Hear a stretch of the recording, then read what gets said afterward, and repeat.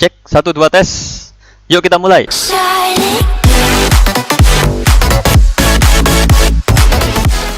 Assalamualaikum warahmatullahi wabarakatuh. Kita kembali lagi di kelas 9 mata pelajaran Pakaya semester 1 bab 1. Kita masih membahas tentang kerajinan bahan keras. Lanjut aja ke pertemuan keempat, proses produksi kerajinan kayu. Oke, seperti biasa kita akan membahas tujuan pembelajaran. Apa sih tujuan pembelajarannya? Tujuan pembelajaran kalian setelah kalian melihat video ini dapat menyebutkan berbagai bahan produksi kerajinan kayu dengan baik. Oke, bahannya dulu. Kemudian ada peserta didik dapat menyebutkan berbagai alat produksi pembuatan kerajinan kayu dengan baik. Yang pertama bahan, kemudian ada alat. Kemudian peserta didik dapat menyebutkan berbagai macam produk kerajinan kayu dengan baik. Setelah kita membahas bahan, kita bahas alatnya seperti apa. Kemudian contohnya apa aja produk kerajinan kayu yang dapat dihasilkan. Kemudian ada cara prosesnya. Kalian dapat menjelaskan proses pembuatan kerajinan kayu dengan jelas. Kalian sudah belajar bahan, alatnya gimana, contoh produk kayunya kayak gimana, dan kalian dapat menjelaskan proses cara membuatnya kayak gimana. Yang terakhir, kalian dapat menjelaskan agam hias kerajinan kayu dengan tepat. Agam hiasnya kayak gimana? Agam hias itu kayak beberapa model hiasan yang sangat beragam dan memiliki makna tertentu. Masuk aja yang pertama, kita akan membahas sebelum bahan. Kerajinan kayu itu kayak gimana? Kerajinan kayu itu pastinya adalah kerajinan seperti yang kalian tahu, suatu kerajinan yang dibuat dengan bahan dasar kayu, ya, bahan dasarnya kayu. Contohnya kayak gimana? Contohnya kayak tempat tisu ini, tempat tisu kayu. Kemudian ada simbol Allah Subhanahu wa Ta'ala dan Nabi Muhammad SAW. Kemudian ada ukiran kayu yang wah gitu. Kalau bisa kita akan membahas 90% dari kayu, sekitar 10%-nya mungkin dari logam bisa. Kayak ada pakunya mungkin, atau mungkin pinggirannya ada yang dari logam mungkin. Tapi kita sebisa mungkin akan membahas sesuatu yang terbuat semuanya dari kayu kalau bisa. Yang pertama, masuk ke bahan produksi pembuatan kerajinan bahan kayu. Bahannya apa saja?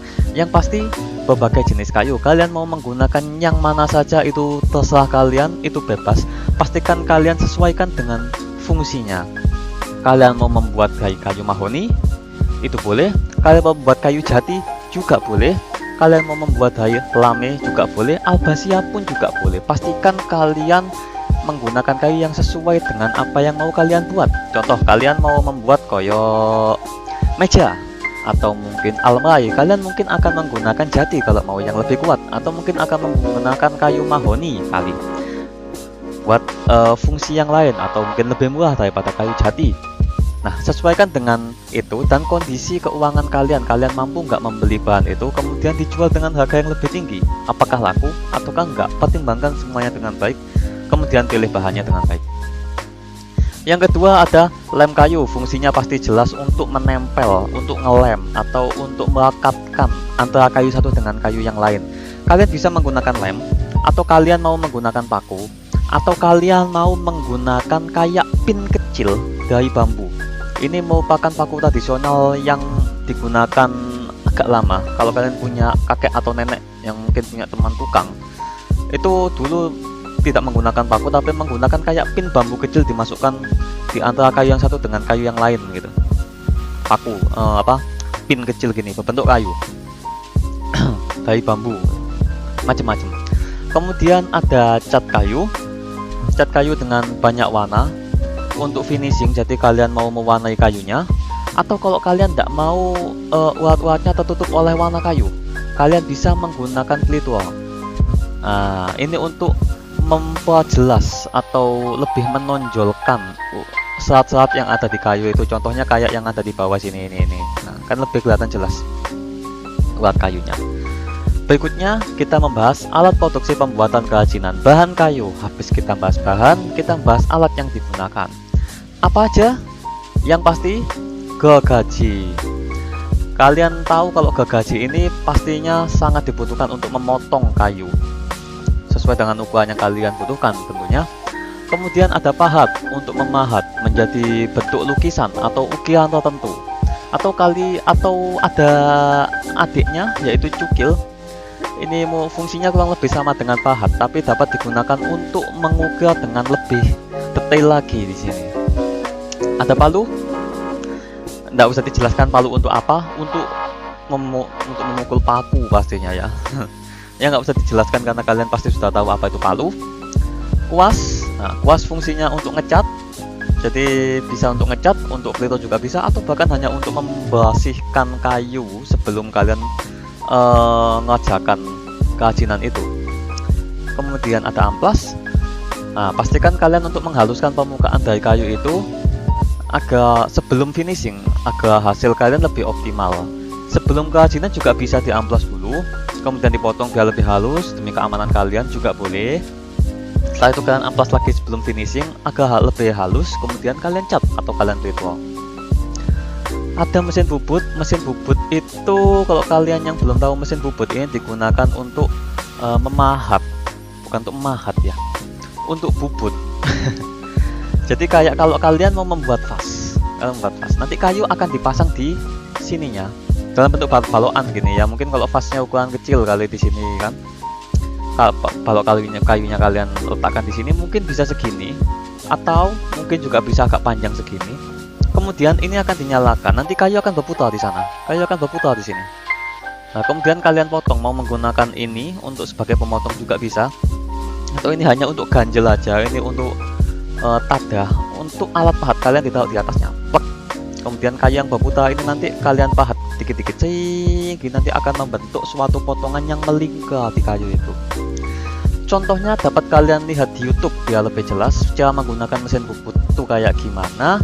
Kemudian hasilnya apa aja kalau menggunakan mesin bubut. Kemudian ada mesin pemotong kayu. Ya, apa bedanya dengan gergaji? Jelas sangat berbeda. Kalau mesin pemotong kayu kalian dapat menggunakan ini secara efisien daripada kalian menggergaji. Kalian membutuhkan lebih banyak tenaga daripada mesin pemotong kayu, dan pastinya mesin pemotong kayu juga lebih cepat. Tapi kembali lagi, kalian mau membuat apa, sesuaikan dengan fungsinya dan budget kalian, uang kalian cukup nggak untuk membeli mesin pemotong kayu seperti itu dan sebagainya. Selanjutnya ada produk kerajinan kayu. Bahas bahan, bahas alat. Apa sih produk-produk yang bisa dihasilkan dari kerajinan kayu ini? Contoh yang paling simpel yang bisa kalian buat sendiri di rumah adalah figura kayu yang sangat sederhana ini. Atau kalau kalian punya alat-alat yang lain, kalian bisa membuat kayak figura yang satu ini dengan ukiran yang lebih indah pastinya, lebih bulat juga, dan harganya pasti lebih tinggi. Ada juga yang membuat vas kayak gini. Nah, kalau ini mungkin bisa menggunakan mesin bubut karena itu sangat sangat mulus melingkarnya, kemudian dengan bentuk yang seperti ini. Nah, ini menggunakan mesin bubut biasanya. Ada lagi miniatur mobil di sini. Miniatur mobil atau kalian nyebutnya mobil mainan. Kalau kalian yang tahu ini mobil apa, ini adalah jenis mobil Lamborghini ya. Kemudian ada yang tingkatannya lebih gede di sini. Ada miniatur bahu dengan tingkat kedetailan yang sangat wow di sini. Ada lagi kayak rumah adat, macam-macam ya produk kerajinan kayu. Kalian mau membuat yang mana? Sesuai. Ada proses pembuatan kerajinan bahan kayu. Nah, masuk ke prosesnya. Bagaimana sih cara membuatnya? Saya ambil contoh yang simpel yang ada di buku paket saja, yang kalian juga dapat membuatnya di rumah. Ini untuk membuat papan nama dari kayu. Langkah-langkah yang pertama adalah cetak huruf yang akan kalian buat di atas kayu. Cetak dulu hurufnya. Kalian mau membuat apa? Kemudian kayu yang dicetak dipotong dengan gergaji. Setelah kalian cetak, kalian potong bentuk huruf itu menggunakan gergaji boleh, menggunakan mesin pemotong kayu juga boleh. Kemudian kalian beri warna, beli warna dengan cat kayu bisa, yang berwarna glossy atau doff juga bisa. Kemudian susun semua huruf-huruf itu menjadi suatu kata atau suatu kalimat, contoh kayak nama kalian mungkin, atau Kamal Nasya, jangan ganggu. Barangkali kalian tempel, kemudian kalian beli lubang, kalian kasih tali di sini lubangnya, kalian kasih tali gini bisa. Nah, kalian gantung di pintu kamar kalian bisa, atau kalian gantung di tembok di atas tempat tidur kalian juga bisa, macam-macam ya. Contohnya kayak gitu. Yang terakhir kita akan membahas agam hias dalam produk kerajinan. Agam artinya sangat beragam, hias adalah hiasan, artinya macam-macam hiasan yang ada di produk kerajinan kayu. Contohnya kayak gini, ini meja, kemudian dihias dengan bentuk seperti ini. Nah, hiasan yang seperti ini memiliki arti tersendiri. Ini agam hias ini berasal dari Toraja, yaitu dari Sulawesi Selatan lah ya. Ini memiliki nilai tertentu. Di sini melambangkan sumber mata air kehidupan yang tidak pernah kering. Contohnya seperti itu. Jadi di sini dikasih simbol meja atau lingkaran-lingkarannya, kemudian ada gambar air di tengahnya yang melambangkan mata air kehidupan yang tidak akan kering. Seperti itu. Ada lagi yang kayak gini, agam hias asal Jepara, Jawa Tengah. Disusun sedemikian rupa, tanaman simetris yang ada bunga-bunganya, semuanya sangat wow gitu ya. Ini sendiri memiliki makna menjaga keterpaduan, keseimbangan, keselarasan di dalam lingkungan hidup masyarakat. Nah, agam hias ini bisa kalian buat sendiri berdasarkan orangnya sendiri, atau mungkin kalian membuat agam hias ini berdasarkan daerah kalian. Contohnya di Pasuruan bisa, atau kalian mau buat contoh agam hias Surabaya, mungkin akan menciptakan sesuatu yang baru di sana, atau agam hias dari daerah lain, Jogja misalnya, atau Jakarta. Agam hias di berbagai daerah itu beda-beda, dan setiap orang pun akan menghasilkan agam hias yang berbeda juga, maknanya juga beda lagi, kayak gitu. Dan ini adalah yang terakhir, dan momen yang kalian tunggu-tunggu setelah ini adalah tidak ada tugas. Berbahagialah kalian, tidak ada tugas untuk pertemuan kali ini. Nah, tugasnya nanti akan saya jadikan satu di pertemuan-pertemuan berikutnya, setelah kita membahas kerajinan yang alam dulu ya, kerajinan yang alam dulu sampai selesai. Ini kan masih kayu, nanti akan membahas bambu dan membahas rotan. Kalau sudah ini alam, bahan alam sudah selesai, tak kasih tugas. Kemudian yang logam dan kaca, nanti juga ada tugas tersendiri. Oke, sampai sini dulu video singkatnya. Terima kasih. Wassalamualaikum warahmatullahi wabarakatuh. Jangan lupa like video ini kalau kalian suka, dislike kalau kalian nggak suka, cek juga channel game aku di bawah, dan bye.